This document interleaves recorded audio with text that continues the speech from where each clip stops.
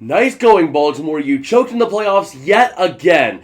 And you let Taylor freaking Swift take center stage at the Super Bowl with the Kansas City Chiefs. You were our last hope, but should we have seen this coming? Let's go ahead and take a look back at the Ravens 2023 season to find out. So Baltimore entered 2023 with the mentality of making a deep run or bust. I didn't quite have them at Super Bowl or bust, but I had to see them make a deep run as they had the talent to go far and possibly win a Super Bowl. This is reinforced by the fact that the Ravens have struggled in the past, with 2022 ending in a wildcard loss, not making it into the playoffs in 2021, and losing in the divisional round in 2020 to the Bills. Not quite what we were hoping for out of Lamar Jackson in the playoffs, so I had to see him make some sort of jump this season. So how did 2023 go? Well, they were considered the best team in the AFC for quite some time. They started 6-2 through September and October, with their only losses coming to the Colts, which was a tough one, and the Steelers, which is kind of baffling, but once again, that is just the Steeler way.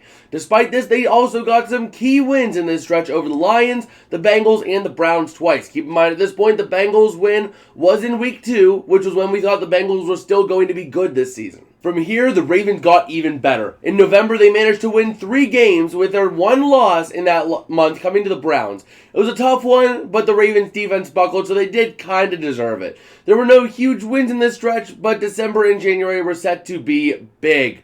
After their game on November 26th, the Ravens had a pretty long break as well to get healthy until they played their next game on December 10th, which was against the Los Angeles Rams. In this game, they almost lost to a surging Rams team, but in December and January, they managed to beat the Jaguars and demolish the 49ers and Dolphins. They closed off the season with a loss to Pittsburgh, but it was inconsequential. Baltimore had the 1 seed locked up. They had nothing to lose. They kind of rested their starters, so we don't really count that against them. In the playoffs, how did the Ravens perform? Well, with the top seed in the AFC, the Ravens had no wildcard game, so their first playoff game was against the Houston Texans in the divisional round. In this game, the Ravens looked rough in the first half, but Lamar Jackson had a Lamar Jackson second half, and they blew the Texans out of the water, winning 34-10. This set them up for a date in the AFC Championship game with the Kansas City Chiefs. And just about all of America was rooting for the Ravens as they did not want Taylor Swift in the Super Bowl or involved in the Super Bowl.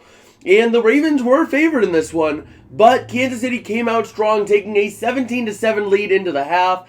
And as it turned out, that was all the Chiefs needed to win. They beat the Ravens 17-10, sending the Ravens home empty-handed. So as for Baltimore, where do they go from here? Well, they made some improvements over the last season, that's for sure. Offensively, they looked better, but I am starting to have some questions about this team that are very eerily similar to the ones I have for the Buffalo Bills. This team does feel like the Buffalo Bills. They feel like a very similar team to the Bills, just having more success in the regular season and a little bit more in the postseason.